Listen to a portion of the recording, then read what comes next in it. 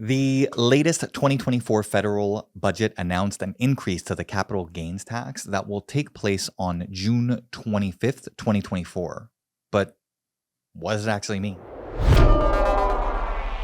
Most people purchasing a property know about the famous welcome tax or land transfer tax, depending on where you live. They're also well aware of the income taxes they're paying while saving up the down payment that is required to purchase a property. But here I come, the government,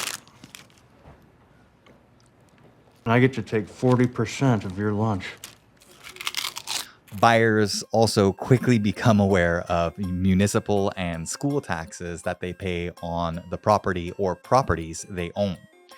So it's fair to say that taxes are an important factor when considering real estate purchases and sales. The capital gains tax is a tax that is paid when disposing of a capital investment.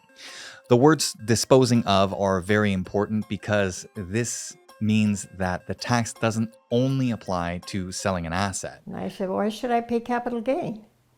You know, I'm not selling it to them. I'm gifting it to them. Diachin was told she must pay $40,000 in capital gains taxes. If the investment took a gain, i.e. raised in value from when it was purchased, a tax must be paid on that gain. This tax is currently exempt for primary residences, but there have previously been discussions about including capital gains taxes on primary residences in the past.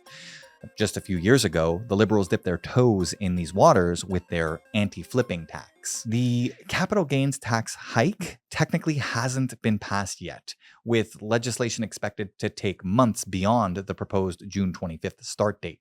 However, the government has already indicated that regardless of when the actual law changes, the incoming new rules will apply to capital gains realized on or after June 25th, 2024. For corporations and businesses, the tax hike is set to raise from an income inclusion of 50% of the realized capital gains to 66%. Personal realized capital gains will need to cross a $250,000 threshold before jumping up from the 50% income inclusion to the new 66% amount.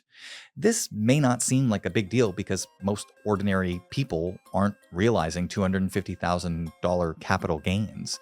Most Canadians also aren't incorporated business owners receiving large capital gains, so who cares? Well, there are a few reasons to care. One, business owners that do rely on capital gains are adversely affected, meaning they will be more likely to move their businesses and assets elsewhere, having a negative impact on Canada's economy. Two, when a person passes away, their assets are deemed to have been sold at the time of their passing, whether or not they're actually sold, meaning the book value of their asset holdings could have a capital gain tacked on to be paid by their estate in their final tax filings. Now, you might be thinking, why even raise the capital gains tax in the first place? Well, the argument is that the tax hike will only affect the richest Canadians, providing additional government revenue to support upcoming spending budgets.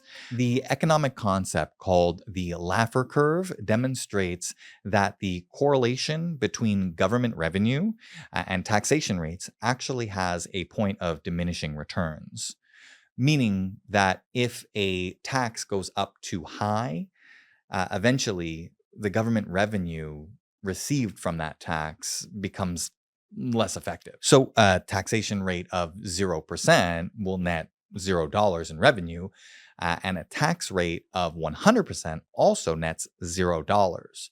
The most revenue generated from a tax will be a sweet spot between the 0% and the 100% that is acceptable by the Canadian citizens being taxed. Personally, I believe that raising this capital gains tax will have a negative impact on Canada's economy, also negatively impacting our real estate market.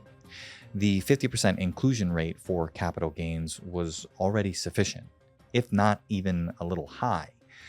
Adding 16% on top could deter businesses from operating inside of Canada, while also negatively impacting middle-class citizens who asset planned according to the regulations that were 16% lower previously. But that's just what I think. Now that you know a little bit more about the new capital gains tax regulations, let me know what you think in the comment section below.